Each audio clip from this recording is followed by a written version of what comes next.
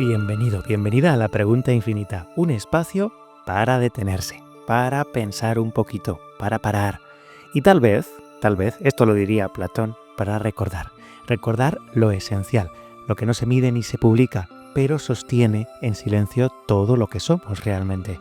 Soy Tony Ram y te doy las gracias por estar aquí. Si este espacio te acompaña, si estas preguntas te abren algo dentro, te invito a que nos sigas en Spotify o te suscribas a YouTube. Y si sientes que este proyecto merece continuar, oye, si lo compartes te lo agradezco.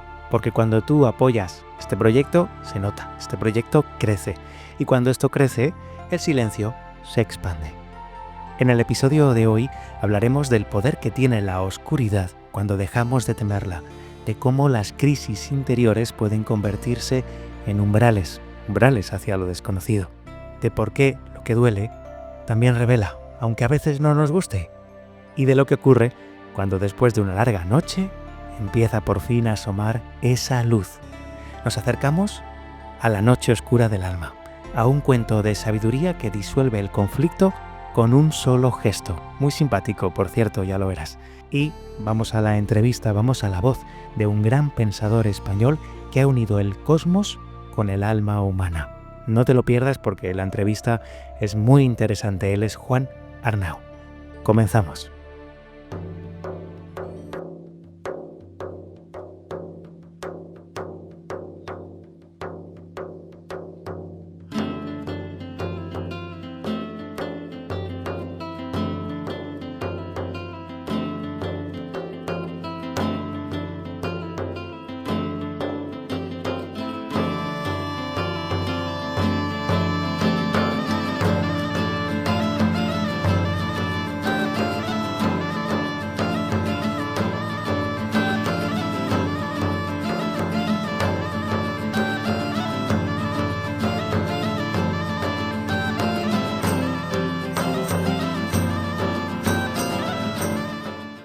Y nos adentramos ya en la sección Frases de Gigantes. Quizá os hayáis preguntado, yo me lo he preguntado porque puse el nombre a esta sección, no la llamé Frases de Maestros, que al fin y al cabo puede ser parecido. Seguramente algunas de las personas que han aparecido en esta sección por méritos propios no gustaban de escuchar esa palabra, maestros.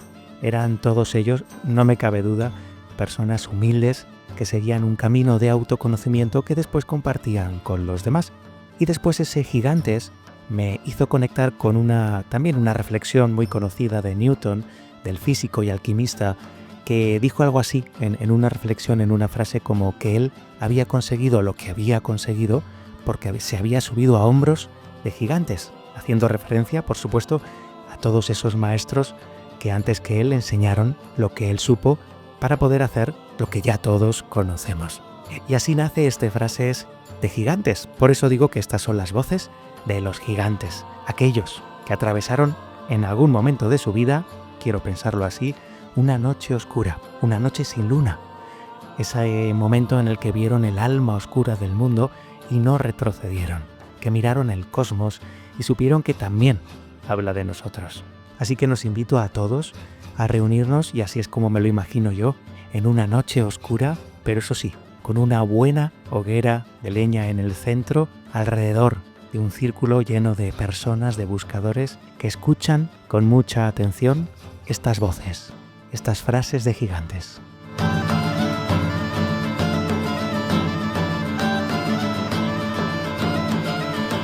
Para empezar traigo a una gran voz, no me cabe duda, del cristianismo.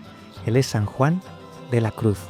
Y he extraído una pequeña frase de sus versillos del Monte de la Perfección, que dice así: para venir a lo que no sabes, has de ir por donde no sabes.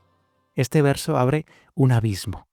En todo proceso interior hay un momento en que la brújula ya no sirve. El mapa se desdibuja y todo lo conocido deja de sostenernos.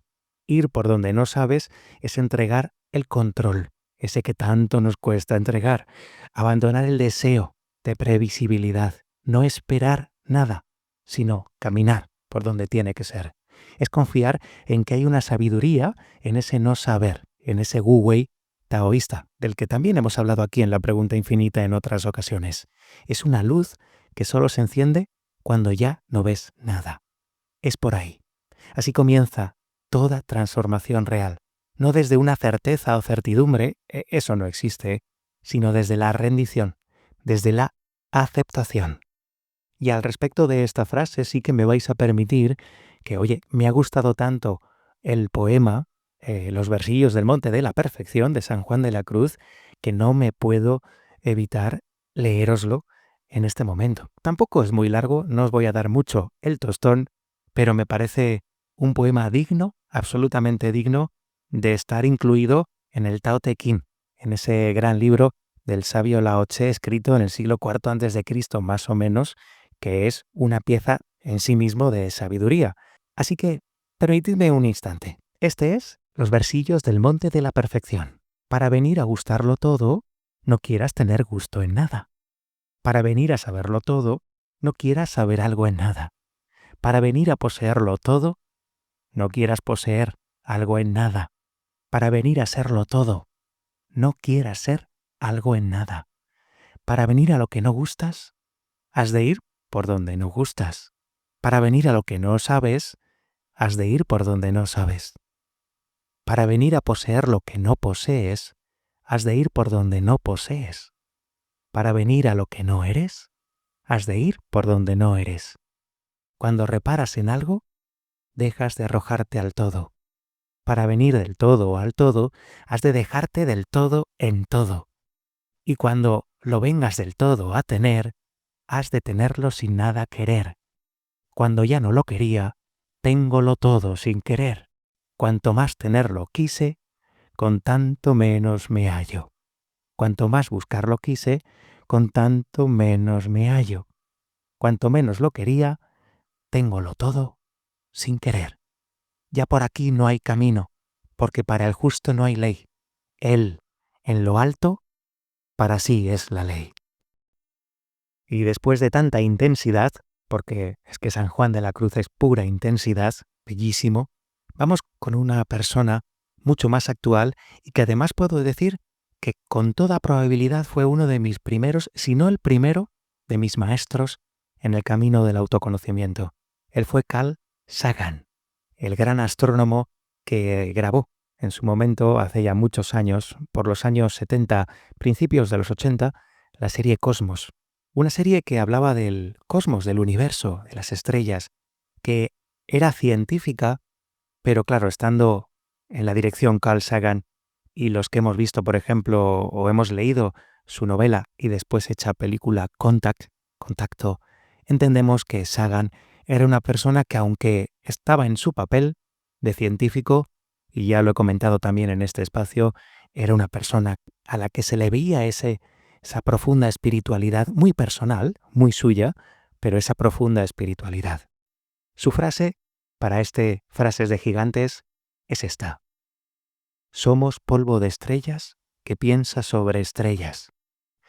Y es que es fácil olvidar que venimos de la misma materia que los soles, los planetas y las galaxias, y es que lo olvidamos con mucha facilidad, por cierto.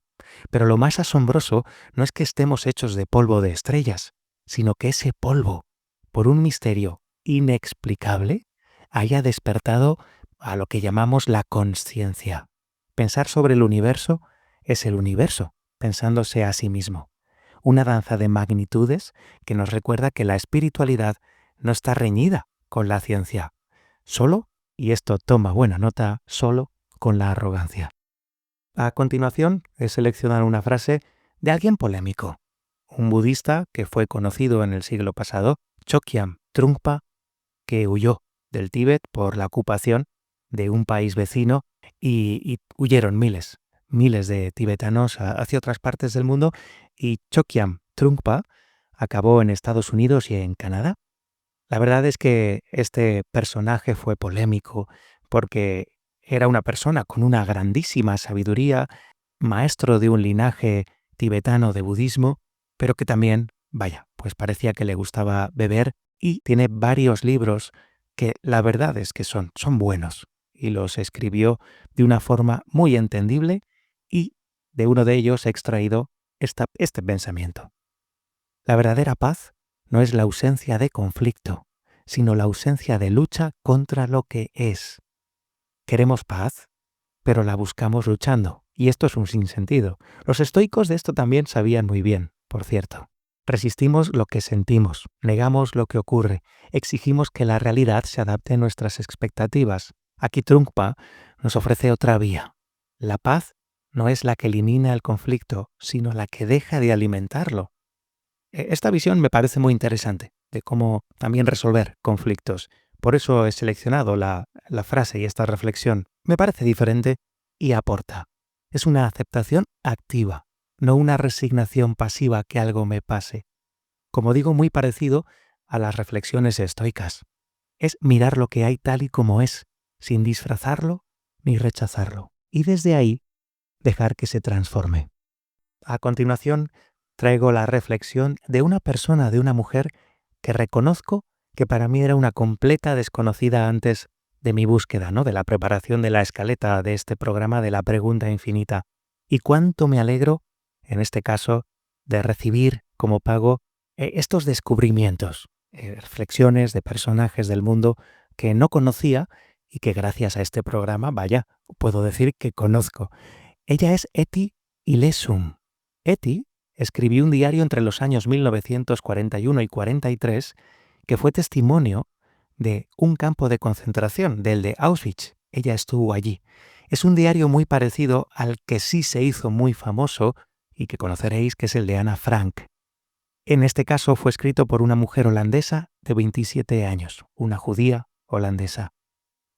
Sus reflexiones son maravillosas. No he leído todo su libro, pero he empezado, claro, evidentemente cuando encuentras una hebra empiezas a tirar, y he empezado a leer algunas de sus reflexiones y sin duda en algún momento me haré con este diario, el diario de Etty Hillesum. Se conoce más en Holanda, de donde es, pero vaya, me parece que está a la altura de Ana Frank.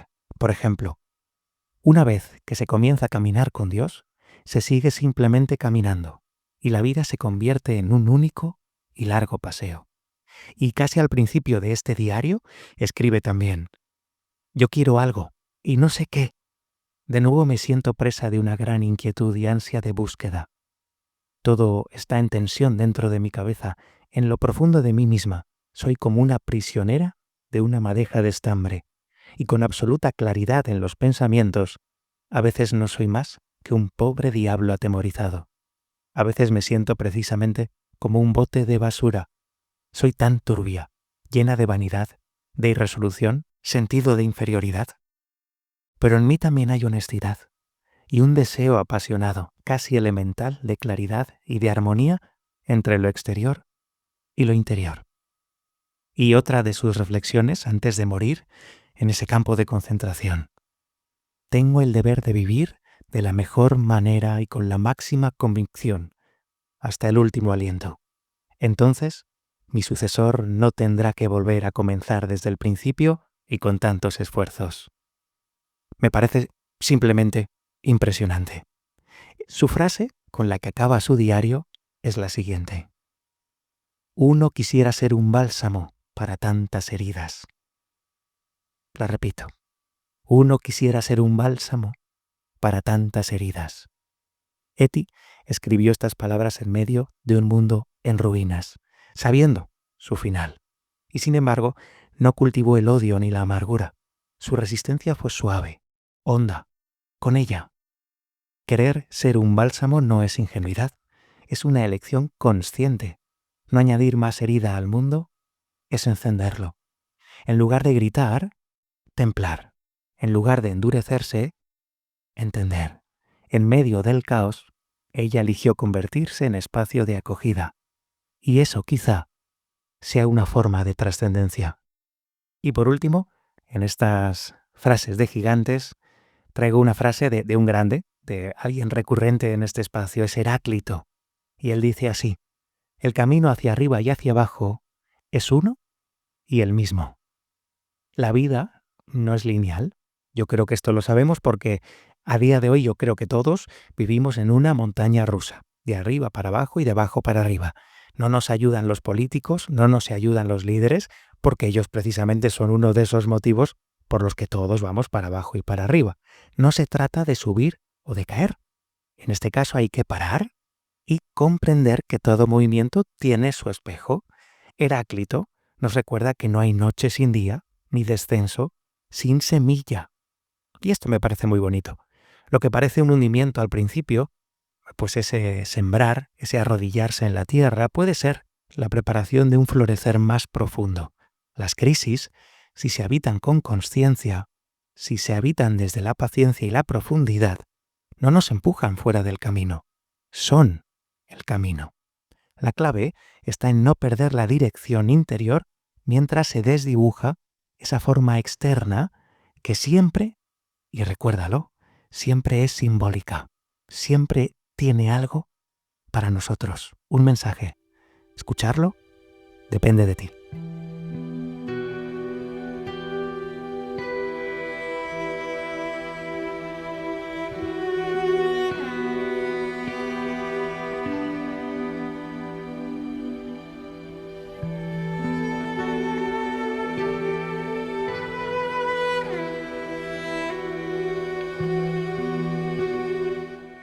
Entre las cualidades que exijo a una reflexión maestra para escribirla es paciencia, es calma, es no leer lo primero que sale de mi mano cuando escribo. Para eso tengo un diario que cada día, cuando se puede, pues escribes 1 o 2 hojas y ese diario sí que es verdad que es una escritura, no diría que automática, pero es una escritura del día a día. Cuando uno va a escribir una reflexión, tiene que parar. Lo primero que surge normalmente tiene que, de alguna manera, cincelarse poco a poco con el lápiz. Y a mí me gusta mucho el lápiz. Lo uso siempre que puedo. Siempre que puedo escribo a lápiz. Por ejemplo, en mis diarios. Aquí en la reflexión maestra, en la sección de la pregunta infinita más personal, intento ofreceros una reflexión cuidada, atendida. Una reflexión que no surge de un día, de una escritura, sino que surge de una escritura y de un reposo que requiere días y que que creo que en este caso mejoran el texto. Eso ya lo tenéis que decidir los oyentes. La reflexión maestra de este programa es la siguiente. Los días nublados y las noches oscuras dan al viajero interior la oportunidad de observar dónde se encuentra. ¿Es este tu lugar? ¿O ha llegado el momento de partir? En la mística universal existe una metáfora que se repite una y otra vez: la noche oscura del alma. Este lugar no se encuentra en ninguna parte fuera de ti, no se puede visitar o dejar de hacerlo a voluntad, ni es una noche como las que conoces con luna, planetas y estrellas. Esta noche oscura no la eliges, te sobreviene sin avisar cuando es el momento, algo que está por encima de tus decisiones y tus actos. Se te echa encima en forma de accidente, enfermedad o cambio inevitable sin que tengas tiempo de reaccionar. Eso sí, la reconoces, ¿verdad? Ya sabes de qué estoy hablando, estoy seguro. Todos los viajeros interiores como tú han vivido uno de estas noches, uno de estos cambios disruptivos en sus vidas. Y aunque es muy difícil normalizarlo por la violencia con la que irrumpen nuestros planes, esos que no sirven para nada, tienes que entender que este abismo oscuro es el principio de un gran despertar en tu camino. Estos momentos pueden acabar contigo si no los enfrentas con decisión y honestidad. Si los retienes demasiado tiempo en tu interior sin tomar acción, pueden reventar y destrozar lo que tengas cerca, a ti incluido. Pero si tienes el valor de escuchar su llamada, afrontarlo y atravesarlo, entiendes que esa masa oscura que se abalanzó sobre ti no fue otra cosa que una parte de ti pidiendo ser reconocida, despertando de las sombras del inconsciente para salir a la luz de la consciencia e integrarse. Imagina que sales de una cueva oscura después de días o años en su interior, y lo primero que te encuentras es un sol de mediodía enfrente de ti. El dolor de ojos y la ceguera provocada harán que no puedas ver lo que hay allí, hasta que pasados unos minutos, tus ojos se adaptan a la luz y observas el nuevo horizonte, las nuevas fronteras, el nuevo paisaje. Pero antes de eso, la noche oscura del alma te avisa de algo terrible y desagradable. Esa oscuridad, esa ansiedad, ese estrés, tan solo te avisan de que allí ya no está tu lugar. tienes que tomar acción y marcharte. Tienes que salir en busca de algo nuevo y renovado, de un nuevo encuentro, porque allí, aunque no lo parezca, detrás de aquella penumbra, te espera un gran amanecer. Un día tuviste la sensación de que allí se encontraba tu paraíso, en el mismo lugar en el que te encuentras ahora, pero ya no eres esa persona que llegó allí. Y si caminas, si no te rindes, seguirás transformándote hasta que te conviertas en la persona que has venido a ser.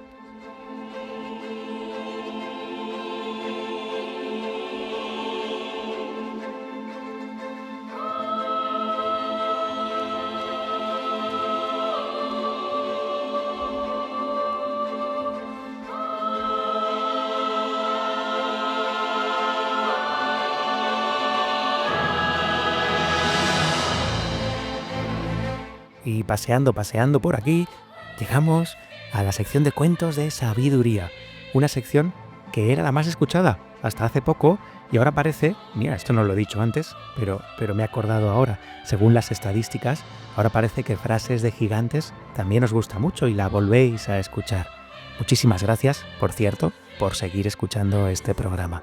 Os recuerdo también que si queréis seguir escuchando uno de mis contenidos también más solicitado, las meditaciones guiadas, tenéis tanto en Spotify como en YouTube, sobre todo en Spotify, que es donde más se escuchan, el canal de meditaciones guiadas por Tony Ram. Ahí tenéis todas las meditaciones guiadas que voy subiendo, ya no sé, son muchas, y allí podéis disfrutarlas recurrentemente. Y además vais directamente a la meditación que más os gusta. Vale, recordado este tema, el de mi otro podcast, el de Solo Meditaciones, vamos a aterrizar en el cuento de sabiduría, un cuento que tiene como título La naturaleza pacífica. Y además me parece un cuento de los más divertidos y graciosos que se han narrado aquí en el programa. Además, en un mundo donde parece que discutir es una obligación, donde siempre hay algo que defender, que corregir, que imponer, esto parece lo normal, el silencio no es solo la ausencia de palabras, es una forma de no alimentar esto que acabo de decir, ¿vale? Que no realmente pues no merecen nuestras palabras nada de esto, de lo anterior. Así que hoy te traigo una historia sobre dos maestros, dos almas, que vivían en lo alto de una montaña y no porque huyeran del mundo, sino porque querían conocerse sin interferencias, conocerse a ellos mismos. Y lo que encontraron allí no fue soledad, sino la paz de no necesitar tener razón. Ahora veréis. Este es el cuento de Naturaleza Pacífica.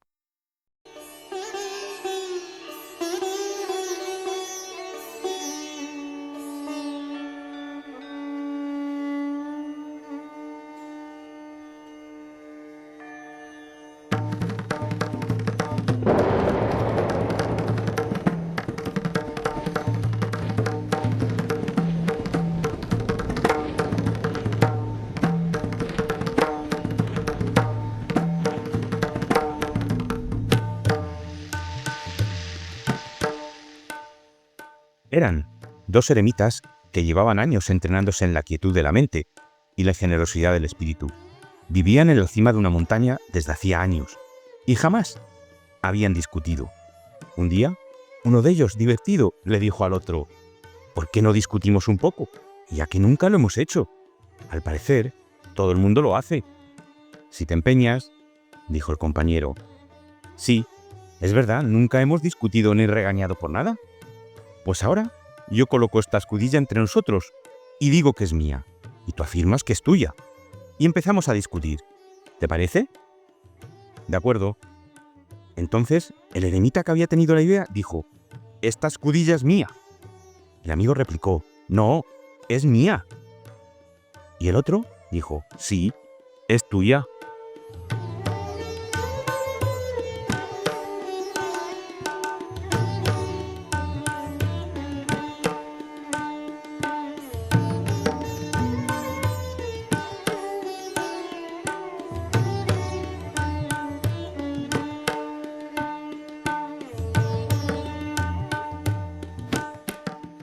Qué diferente sería el mundo si no cayéramos tan fácilmente en la trampa del esto es mío.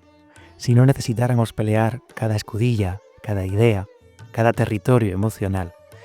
Este cuento, brillante por cierto, no trata sobre ceder, sino sobre no engancharse, sobre reconocer que no siempre es necesario entrar en el juego del ego, aunque lo tengamos delante, aunque sea una propuesta para jugar. A veces, la verdadera sabiduría brota, no está en ganar esa discusión, sino en mirar con compasión a la otra persona. Y hay personas que no necesitan discutir en absoluto gracias a esto, a este cuento de sabiduría. Vaya, espero que os haya gustado. Y recuerda, ese final, ese sí es tuya, no es sumisión, es libertad.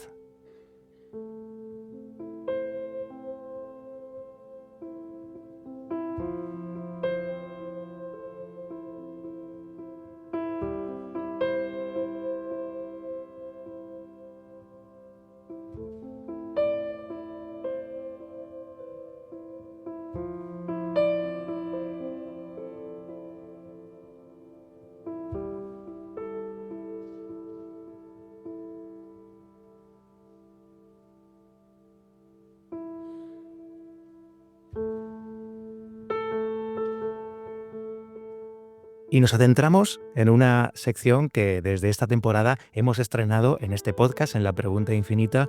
Vamos a traer a una persona que es un escritor, es un autor que me hace especial ilusión traer con nosotros. Hoy nos acompaña una de las voces que para mí son más singulares y luminosas del pensamiento contemporáneo en lengua castellana. Es filósofo, es astrofísico, es ensayista, es traductor, es narrador de Mundos Invisibles.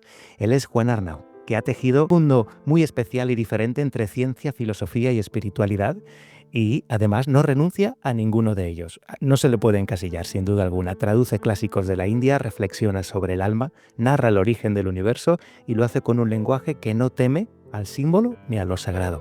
Con nosotros está aquí Juan Arnau. Juan, bienvenido a esta Pregunta Infinita.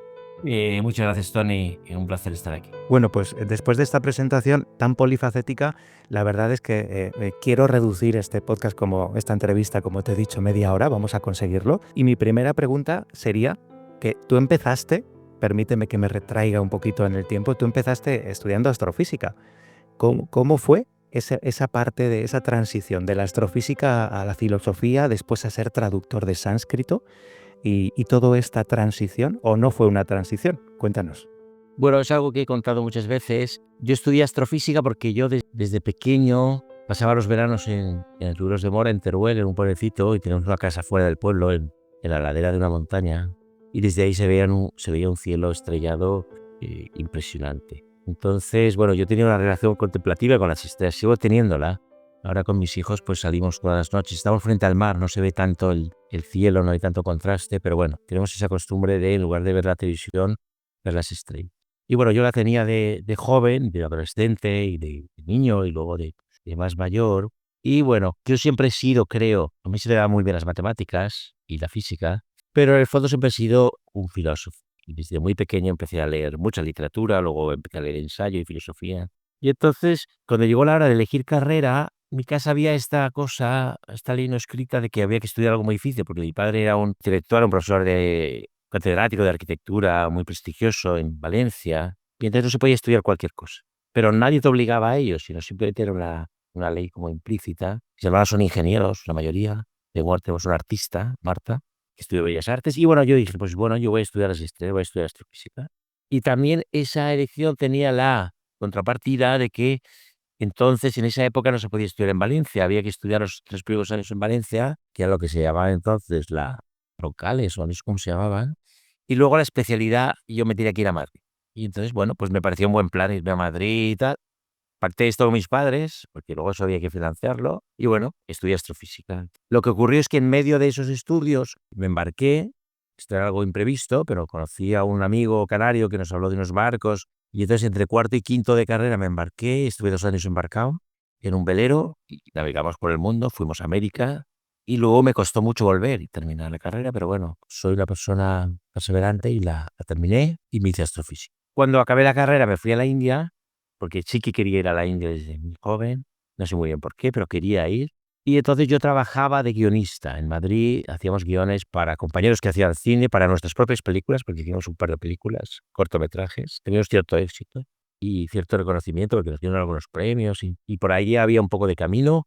Pero bueno, yo era guionista, de hecho escribí un guion largo y presenté un proyecto a la Agencia Hispana de Cooperación Internacional para hacer un estudio del cine indio, pero no del cine de Bollywood, sino del cine de las art movies de Calcuta. Precisamente ahora vengo de Calcuta, hemos estado en Calcuta y bueno, mi primer impulso de la India fue estudiar a un cineasta que se llama Satyajit Ray, que tiene una trilogía que es muy famosa, que ganó en el Festival de Cannes, los años 60 o 70, la trilogía de Apu. Y presenté un proyecto a la Agencia Española de Cooperación Internacional. Yo entonces conocía a Manolo Marinero, que era un crítico de cine, y a Víctor Erice, que era un director muy reconocido. Y a raíz de Víctor Erice me hizo una carta de recomendación y bueno, me dieron la beca y me fui a la India. ¿Qué pasó en la India? Que en la India conocí a Óscar Pujol en Benares y con Óscar Pujol, que es como mi segundo maestro, empecé a indagar en la filosofía india, empecé a leer la Bhagavad Gita, empecé a leer las Upanishads, empecé a leer el Tantra Loka, empecé a leer los textos que considero fundamentales de la tradición india, tanto budistas como hinduistas, y empecé a interesarme. Pero bueno, aquello se quedó ahí. Yo leía, tomaba las notas, nada me decía que yo iba finalmente a traducir esos textos del sánscrito. Y regresé de la India, mucho más interesado en la filosofía india que en el cine indio, y tuve una época de crisis que duró como 6 meses, vine enfermo, perdí mucho peso, y cuando ya me recuperé un poco, conseguí otra beca para irme a hacer el doctorado en México. De astrofísica, claro. Claro, porque era astrofísico, con lo cual, pues el doctorado es el doctorado en el Instituto de Astronomía de la UNAM, que además era un instituto bueno. Y bueno, creo que fui a México en octubre, el doctorado empezaba en enero. Y entonces, bueno, tiene una amiga astrónoma, Mona, que ahora es profesora ahí en una universidad de México. Vi un poco lo que hacían ahí en el Instituto de Astronomía, a qué se dedicaban. Y bueno, me pareció un trabajo un poco tedioso, porque es un trabajo de recuperación de datos, tienes horas de observación y entonces por ejemplo, conocí a una mujer que estudiaba a las enanas marrones y era una mujer muy caótica y decía, bueno, a mí este trabajo me ordena porque hay que recoger datos, ordenarlos, tal, hacer gráficas. Lo vi muy poco emocionante. Bueno, pero tu vida realmente es muy emocionante y gracias a toda esa experiencia eres la persona que eres hoy y has aportado todo lo que has aportado. Claro. Y entonces, en ese momento, entre octubre y Navidad, viajé por México, fui a Chiapas, fui a Real de 14, fui a San Luis Potosí, recorrí un poco el país y conocí a una mujer en una cena que me habló del Centro de Estudios de Asia y África y me dijo que allá había un departamento de sánscrito, ahí se podía estudiar sánscrito. Y entonces fui a verlos, conocí a la que luego se llama mi profesor de sánscrito, Rashi Vihari Joshi, y me aceptaron y entonces me cambié de doctorado. Empecé a hacer un doctorado en astrofísica y hice un doctorado en estudios del sur de Asia. Es el nombre técnico, pero básicamente es estudios de la India. Estudiamos la cultura, la historia, la economía, la filosofía, la literatura, las artes, las ciencias de la India. Y para eso había que saber sánscrito. Mi área era la antigüedad. Tenía una compañera, Laura Carballido, que sigue activa en México, que hacía India contemporánea. Entonces, ella estudiaba la independencia de la India, la partición de la India, temas más actuales. Yo estudiaba la antigüedad. Claro, los oyentes entenderán escuchándote porque tu literatura de todo tipo, ensayo o también has escrito novela, me resulta tan interesante porque eres una persona que ha tenido una vida tan multidisciplinar, tan diferente, que se ha movido por temas que su trasfondo al final sí que tienen algo en común, que es incluso la existencia del ser humano, en las estrellas, en el universo, en la filosofía. Al final todo eso acaba tocándose en algún punto. Todo lo que has estudiado tiene un sentido y una relación, e incluso en alguno de tus libros, como La fuga de Dios, por ejemplo.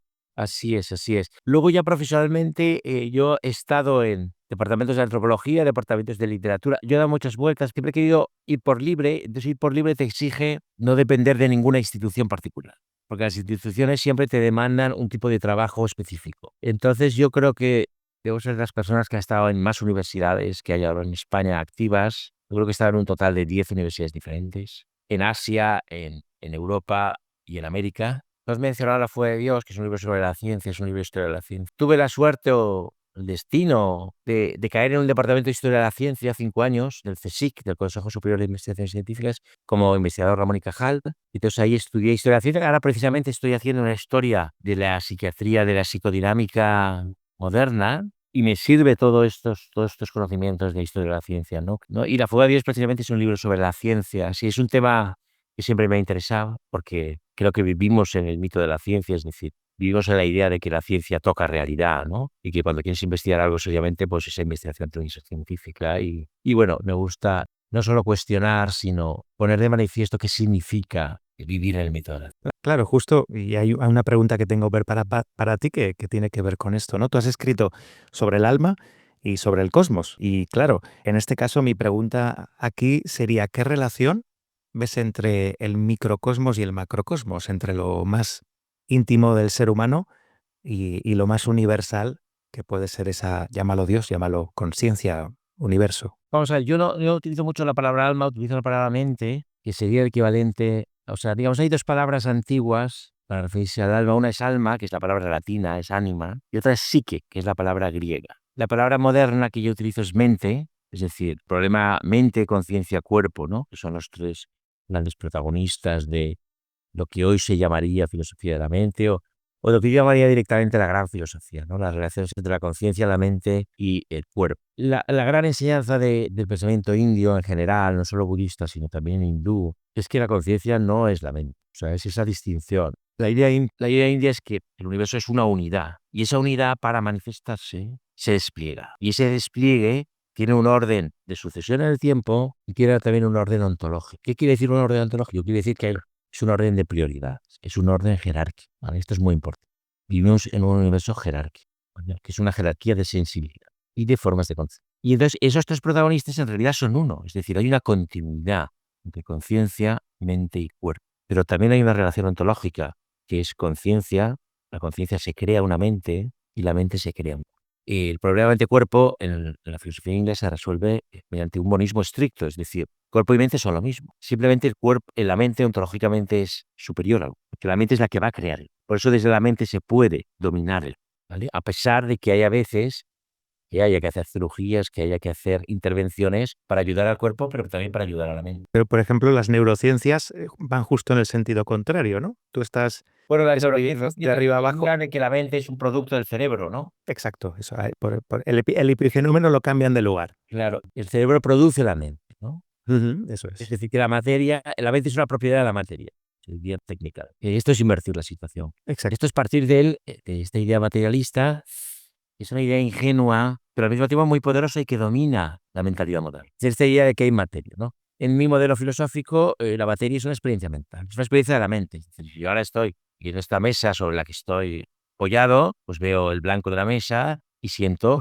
la textura de la mesa. Es decir, la mesa para mí es una experiencia visual táctil. En este momento, si acercara la nariz, diera olor la madera, pues sería también una experiencia olfativa, ¿no? Eso es lo que yo llamo empirismo radical, que es un poco la base de la filosofía que se expone en la meditación soleada. Que es el último libro que he leído tuyo, por cierto, y en el que estuve hace poquito en la presentación, en la maravillosa librería Ramón Llull. Y no sé si es en este libro o en otro, pero tengo aquí anotada una frase tuya, pero le pega mucho a este libro sin duda alguna. Y es que en algún sitio has dicho, no he conseguido la referencia exacta, pero dices que la mente no es solo nuestra. Creo que es muy importante, tanto en la meditación soleada como en el trabajo que estoy desarrollando ahora, es la idea de que vivimos en una mente extendida, ¿no? Yo tengo una definición de mente, digamos, precisa, según la cual la mente son cuatro factores, cuatro elementos fundamentales, uno de los cuales es el más importante, pero los cuatro son importantes. La mente es percepción, memoria, intención y lenguaje. La percepción es el más importante porque yo me sitúo en la postura de Berkeley, del empirismo radical, según la cual ser es lo mismo que percibir. Y de la percepción nacen experiencias, esas experiencias nacen memorias y nacen intenciones. La memoria y la intención siempre van juntas, porque en función de lo que hemos vivido y cómo lo hemos vivido, queremos unas cosas o queremos otras. Y de memoria e intención es una polaridad, como dirían los alquimistas. Y luego lenguaje, porque el lenguaje es la forma que tenemos para entender la realidad. El lenguaje puede ser de muchos tipos, puede ser el lenguaje de la poesía, puede ser el lenguaje de la filosofía, puede ser el lenguaje matemático, puede ser el lenguaje de la física o de la química. Todos esos lenguajes crean diferentes formas de aproximarnos a la realidad. Ninguno de esos lenguajes es privilegiado. Esta es una idea también muy importante de mi pensamiento, es decir, no hay un lenguaje que tenga un acceso privilegiado a algo. Es muy importante porque en nuestro mundo, en el mito de la ciencia en el que vivimos, sí que hay un lenguaje que se ha priorizado, que se ha considerado ontológicamente superior a los demás, que es el lenguaje de las matemáticas, es el lenguaje que habla de la naturaleza, dice Galileo, y esa idea que luego reafirma Descartes, pues es la que ha dominado. En mi planteamiento, todos esos lenguajes son modos de acercarse a esa realidad poliédrica que llamamos realidad, y la naturaleza va a responder en función del lenguaje que él plantea. Entonces, la mente es esas 4 cosas en un emprismo radical. Y dentro de esas 4 cosas, se podría preguntar, bueno, ¿y dónde está la materia? ¿Dónde están las neuronas? ¿Dónde está el cerebro? Y la respuesta sería: el cerebro es consecuencia de una experiencia de la percepción, experiencia de la memoria, de una tradición de conocimiento científica, en este caso la neurociencia, Ramón y Cajal, sus secuaces, de unas intenciones, de unos proyectos de investigación y de un lenguaje concreto, que es el lenguaje precisamente que habla de la sinapsis, de la neurona, de la interacción química, eléctrica, etc. Que podríamos decir que ahí vivimos en ese mito, que a veces también, haciendo referencia a Joseph Campbell también aquí, digamos, Vivimos en ese mito, que es mito un de la mito que nos ciencia. ha hecho ricos, porque Occidente ha dominado el mundo gracias a ese mito y ha presidido todo el periodo colonial y todo el periodo de explotación, no solo del mundo natural, sino de explotación de las colonias, que ahí también habría que hacer una historia para subvertir, porque curiosamente los discursos más progresistas o más de izquierda en general son paradójicamente discursos racionalistas, discursos desde la Ilustración, y entonces tiene un discurso postcolonial, digamos, de construir el discurso colonial, pero al mismo tiempo tienen esa colonialidad de la Ilustración y de la razón ilustrada, que es una camisa de fuerza para la realidad y es una camisa de dominación para las sociedades menos desarrolladas. Es decir, que se proyecta sobre sociedades menos desarrolladas y que permite el dominio de esas sociedades con todo el aparato tecnológico que acompaña a ese desarrollo científico. Escucharte siempre es un placer porque a uno le explota la cabeza y me surgen otras nuevas preguntas. Te he prometido que íbamos a hablar también sobre todo del último libro que me he leído tuyo, de la meditación soleada. Me gustaría también extenderme un poquito y hablar de la mente diáfana y de En la mente del mundo. Entiendo que esta trilogía, si lo puedo decir así, de Galaxia Gutenberg, que todos los oyentes, por cierto, pueden encontrar a su disposición en las librerías, entiendo que se hilan, ¿no?, en estas historias, de alguna manera en las ideas, por lo menos, que usas para plasmar cada uno de estos libros. Sí, la mente diáfana es una historia del pensamiento indio que está en la base de mi formación como filósofo. Es decir, en filosofía normalmente uno se forma en una tradición filosófica. Yo me he formado en la tradición filosófica budista, con Nagarjuna fundamentalmente. He estado ahora hace unos días en Nalanda, que fue la Universidad de Nagarjuna. Me ha hecho mucha ilusión encontrarme con mi viejo amigo y filósofo Nagarjuna y pasear por los lugares por donde él paseó hace casi 2000 años. Y La mente diáfana es una historia de la filosofía india. En la mente del mundo es mi primer esbozo de filosofía. Luego viene un libro que se llama Materia que respira luz, que es un libro sobre la teoría cuántica, sobre la mente cuántica. Y finalmente La meditación soleada, que es el libro donde yo ya, digamos, esbozo lo que yo llamo una metafísica de bolsillo, una filosofía un poco para caminantes, ¿no? Ahora estoy haciendo un libro sobre la mente extendida y sobre la psiquiatría moderna, que tiene que ver con estos tres. O sea, que sí que configurarían un itinerario y una investigación filosófica sobre la naturaleza de la mente, donde la India está muy presente, pero también están presentes otros fenómenos más modernos como el magnetismo animal o la teoría cuántica.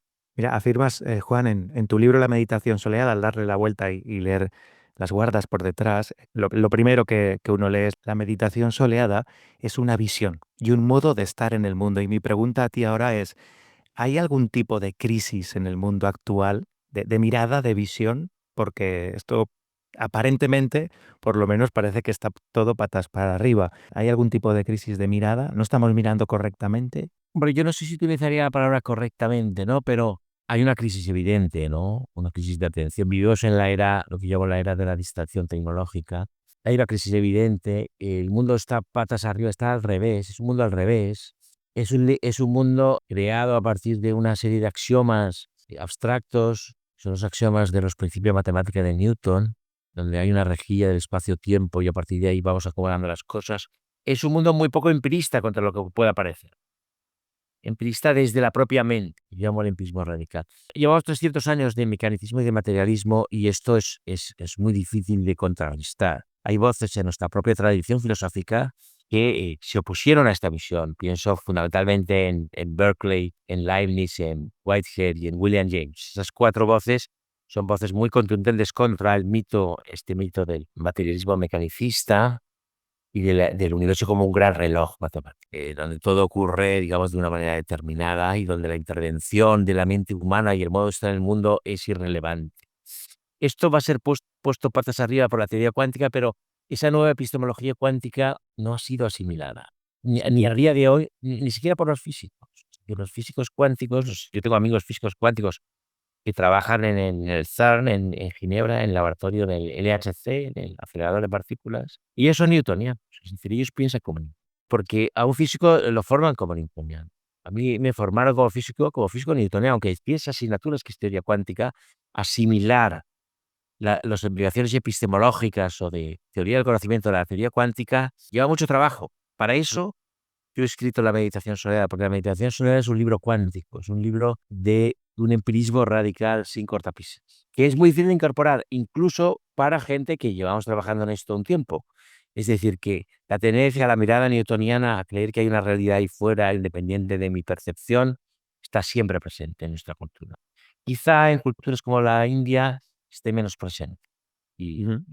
pueden hacer ese giro de forma más rápida porque ellos no han vivido 300 años de modernidad, como es vida nosotros. Mira, fíjate, hace unas semanas entrevisté a Antonio Lozano, doctor en sociología, que publicaba recientemente uno de sus libros con Kairos, y justamente hablábamos de esto de lo cuántico y además coincidíais exactamente en lo que estaba pasando. Es decir, que parece que incluso los científicos todavía viven en esa parte newtoniana, a excepción de tres o cuatro frikis que están de verdad introducidos absolutamente en lo que es la cuántica de verdad. Pero Es, eso nos seleccionaron a pie también. exacto, exacto. Lo Por que eso pasa es que la decía. física en general. Claro, si los científicos todavía no se han actualizado a ese, yo creo bueno, pues ya casi un siglo, ¿no? De teoría cuántica o incluso más, diríamos. Que desde la sociología Antonio estuvo pues explicando un poco, ¿no? Cómo veía todo esto. Desde tu parte más filosófica, ¿qué crees que ocurre para que todavía parece que incluso los científicos estén en un ámbito donde realmente ellos mismos entiendo que saben y son conscientes de que no están siendo exactos? Bueno, el científico hereda una forma de trabajar. Al científico en general no le interesan los problemas filosóficos. El científico normalmente tiene un maestro, porque hace su tesis doctoral, y hereda una forma de trabajar. Entonces, esa forma de trabajar, digamos, sufre pequeñas innovaciones a lo largo de su vida y a partir de ahí, digamos, puede tener éxito o puede ser un científico, digamos, lo que llamamos científico burocrático, que no hace avanzar la ciencia, pero que la consolida. Fíjate, si el espacio y el tiempo, como dice la relatividad de Einstein, depende del sistema de observación y del movimiento de ese sistema de observación, es decir, si nada se está quieto, ¿cómo podemos establecer valores cuantitativos con variables como la variable espacial y la variable temporal que están presentes en todas las ecuaciones, y casi prácticamente todas las ciencias? Es decir, esto desmonta completamente lo que yo llamo la metafísica de lo cuántico. Pero se sigue haciendo ciencia y lo más interesante es que se sigue funcionando. Es decir, la ciencia funciona porque la ciencia crea marcos teóricos que son sostenidos por su propia base empírica que ese marco teórico va generando. Es decir, una teoría va generando datos y datos empíricos que sostienen la teoría. Y esa es la magia de la ciencia de cada tradición científica. Cada tradición científica es una especie de burbuja que empieza creándose teóricamente y luego se cierra por abajo con una confirmación empírica a partir de esa teoría. Entonces, esa es la magia de la ciencia. Y esa ciencia funciona y nos permite transformar lo que nosotros llamamos la realidad. En realidad, lo que nosotros estamos haciendo no es transformar una realidad externa, estamos creando esa realidad. Creamos realidades, sí, efectivamente. ¿Ves? Y la ciencia no, yo pongo muchas veces este ejemplo, la ciencia no abre el puchero de la realidad y ver lo que hay dentro del puchero, sino que la ciencia es la que cocina el puchero, Ujú, ujú. ¿Y conforma ese mito o esa realidad? conforma esa realidad, que es una realidad relativa, pero es una realidad Pero que funciona. pública, Exacto, funciona. política y consolidada en nuestra sociedad. Ujú, qué interesante. Y adentrándonos, dos preguntas más. Me gustaría hablar directamente de la meditación soleada. ¿Qué propones? Porque esto es un itinerario, como me has dicho, como que el final de un camino, que tu publicación cuando estuve en Ramón Llull dijiste que es tu libro donde sintetizas tu sabiduría o lo que tú sientes que tiene que ser. ¿Qué nos encontramos, ¿no? en este libro, en la meditación soleada? Bueno, pues nos encontramos una metafísica de bolsillo, como he dicho, una visión del mundo, un modo de estar en el mundo, un empirismo radical Es decir, un partir siempre de la propia mente y de cómo nuestra propia mente, que es una mente que está sumida en una mente extendida, es decir, que es una mente que no es completamente individual de lo que ocurre fuera de nosotros o de lo que ha ocurrido en el pasado o de lo que va a ocurrir en el futuro, y cómo hemos de situar, cómo hemos de navegar en esa mente extendida, que es lo que yo llamo la mente. Esa es un poco la propuesta. No es un libro donde se ofrezcan técnicas, sino que se ofrece más bien un marco epistemológico y filosófico de la realidad. Hay algunas técnicas de meditación soleada, pero mi propósito no era hacer un manual de meditación, sino hacer un libro de filosofía, un marco teórico que es fundamental para entender todos los fenómenos que se van a ir explicando a lo largo del libro. Y por último, Juan, me gustaría que nos contaras qué estás haciendo en estos momentos, dónde podemos encontrarte, qué podemos esperar de los próximos meses o semanas. El libro de Fechner, Gustav Fechner, que es un personaje que es la cuestión del alma. Estoy leyendo también el libro sobre magnetismo animal. Los libros de Luz Bontia son muy buenos. Y estoy trabajando, como decía antes, en una historia de la psiquiatría, de la psicodinámica, ¿no? Desde Mesmer hasta Freud. No voy a hacer mucho énfasis en Jung y en Freud, en principio, pero estoy, digamos, estudiando cómo la mente occidental ha analizado la mente occidental desde la época de Mesmer, desde la Ilustración. Y por qué la ciencia médica ha cerrado puertas que en algún momento estuvieron abiertas. Es decir, lo estoy estudiando desde el punto de vista filosófico y desde el punto de vista de historia de la ciencia, es decir, cómo la ciencia oficial ha tenido miedo a trabajar ciertos temas que siguen siendo tabús a día de hoy, y ciertos temas sobre los que hay una evidencia empírica, clínica y médica incuestionable. Esto era, Schopenhauer era muy consciente de esto, ¿no? Tiene un libro fabuloso que se llama Ensayo sobre las visiones de fantasmas, donde habla de estos temas, ¿no? Habla del tema del magnetismo animal y de todos los fenómenos de lucidez, de sonámbulos, ¿no? Que desmienten absolutamente la cosmovisión newtoniana. Entonces me interesa por eso. Ahora voy a sacar un libro sobre psicodélicos también, porque también es otra manera de acercarse a la mente, y el psicodélico confirma la experiencia de una mente extendida. Ese libro saldrá después de verano, estamos ya montándolo, yo estoy corrigiéndolo ahora precisamente, y luego saldrá este sobre la historia de la psiquiatría moderna. Siempre a vueltas con la mente, siempre a vueltas con los temas que más nos preocupan y más nos interesan. Sin duda, Juan, mira, fíjate, al respecto de esto, una última pregunta. Tema actual como la atención, pocos por todo lo que conlleva la tecnología. Lo hemos mencionado brevemente en la entrevista, estas interrupciones constantes.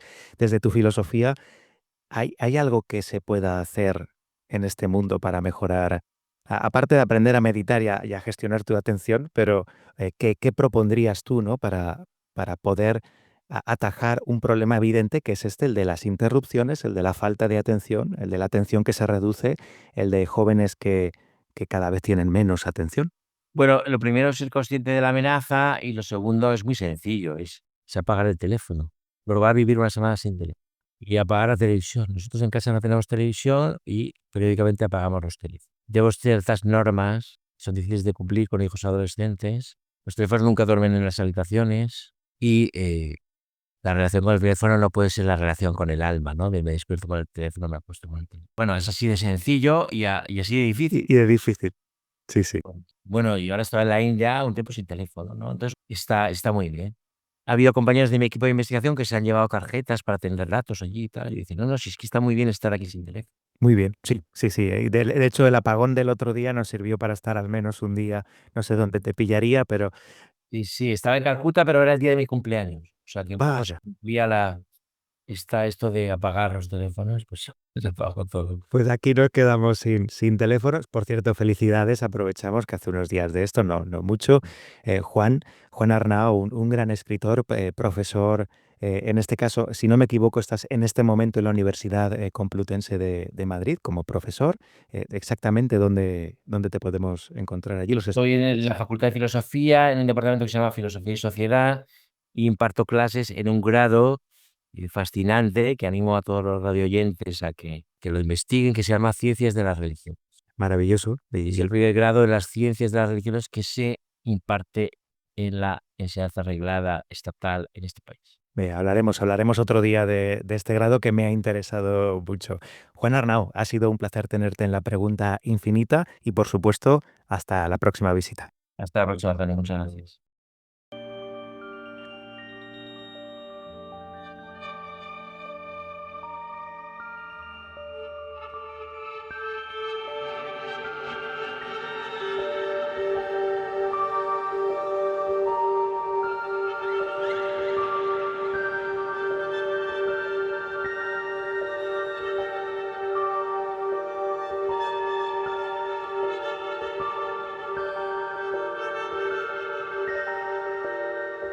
¿Qué tal? ¿Qué os ha parecido la entrevista del programa de hoy? La verdad es que Juan Arnau para mí es uno de los escritores que siempre he tenido desde hace muchos años. En mi biblioteca tengo casi todos sus libros y además tuve el honor hace muchos años también de que fuera uno de mis profesores y el director de un máster de escritura que hice aquí en mi ciudad, en Valencia, que también, por cierto, es su ciudad. Vamos a cerrar este programa y me gustaría también recomendar algunos libros. Después del programa que hemos vivido, quiero en este cierre tener la costumbre de recomendar algunos libros y, por cierto, si queréis, si tenéis alguna pregunta sobre algún libro o queréis que os dé alguna recomendación en concreto, ya sabéis, podéis escribir una pregunta tanto en Spotify como YouTube, preferentemente en Spotify, que donde más se nos escucha, allí, y prometo responderla al respecto de los libros. Me hace mucha ilusión, la verdad es que recomendar el primer libro que voy a recomendaros, que es de Byung-Chul Han, es Vida Contemplativa, no es uno de sus libros más reconocidos o leídos, pero este elogio de la inactividad me gustó mucho y curiosamente, hace unos días, Byung-Chul Han recibió el Premio Princesa de Asturias 2025 de Humanidades y Comunicación, cosa que me hace mucha ilusión, porque pese a las personas que cuando leen a este filósofo no lo entienden, porque no tiene la suficiente calidad o porque ha plagiado o porque mil cosas que he leído por ahí en medios y redes sociales, yo invito a que lo leáis porque, primero, escribe para todo el mundo. Su texto, su redacción es muy accesible y al mismo tiempo alcanza a filósofos que han sido pues, más complejos en su carrera, como Heidegger o como tantos otros, hablo en este concreto de Vida Contemplativa. Por lo tanto, Byung-Chul Han para mí tiene doble mérito.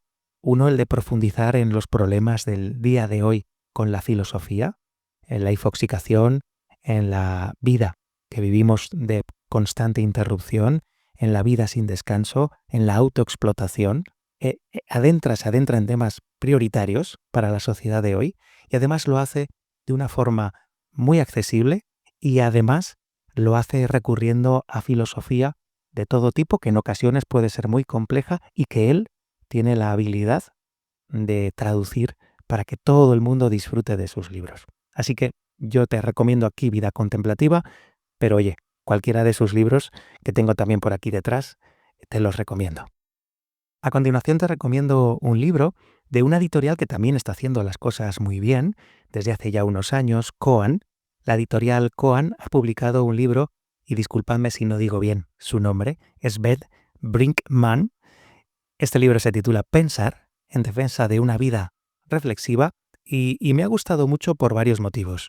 Y es que nos enseña a pensar desde diferentes ámbitos, desde la filosofía, la antropología, la sociología, la psicología, pero sobre todo me ha gustado porque su base, su esencia, es filosófica, es humanista. Y esto a mí ya, claro, a mí ya me puede. Así que en Pensar vais a descubrir, vaya, qué es esto de pensar, qué es este proceso, y después también al final, la segunda parte, pues ayuda con algunas estrategias rápidas, sencillas relativamente, a introducir esta forma de reflexionar en nuestra vida cotidiana. Así que este Pensar, Think, que se llama aquí en su original, de Sven Brinkman, de la editorial Koan, es un libro que os recomiendo. Y por último, también recomiendo un libro de la editorial Herder, de Raquel Fernández, que se titula Inmortalidad Digital, colonizar el planeta muerte. Es un libro que la portada, la verdad, rosa y con calaveras, me llama mucho la atención, ya me llamó la atención, y es un libro interesante y que plantea un tema interesante, que es la creación de la web, de lo que es el entorno digital de Internet y de cómo lo estamos utilizando cuando pasan los años y los muertos se niegan a descansar, como se dice ella, ¿no? Y se transfieren a soportes digitales. Es curioso, es un tema interesante, este tema, el de la inmortalidad digital, que vaya que conforme pasan los años me parece que nos enfrentamos a un problema, porque las personas siguen ahí, no se han ido y parece que no se van. Y yo creo que este universo está hecho para que vengamos, aprendamos y nos vayamos. Y Raquel Fernández, en este libro, curioso libro, sin duda, explica este tema. Por cierto, será esta escritora, esta filósofa de filosofía oriental de la UNED, será la invitada del próximo programa en La Pregunta Infinita, en las entrevistas. Espero que la disfrutéis, sin duda. Y ahora sí, este episodio ha llegado a su fin. Si te ha tocado algo del episodio, si te ha acompañado en medio de tus sombras o te ha ofrecido alguna palabra que necesitabas oír, te pido pues algo muy sencillo, que nos sigas en Spotify, que nos valores, que te suscribas a YouTube. También estamos en iTunes, en iVoox, estamos en muchos sitios. Yo siempre suelo decir varios, pero casi estamos en todas partes. Comparte este programa si te ha gustado. Tu apoyo ya sabes que nos ayuda mucho. Así que nada más. Con esta calma, con este silencio que nos aportan, hoy hemos recordado que incluso en la noche más oscura hay una brújula que no falla, que es la honestidad con uno mismo. Que el dolor no siempre es señal de derrota, que a veces solo indica que allí pues ya no es tu lugar y que te tienes que ir. Y que incluso detrás de toda esa oscuridad puedes estar asomando ya a un nuevo amanecer que casi se ve. Gracias por escuchar La Pregunta Infinita. Soy Tony Ram y nos encontramos en el próximo programa.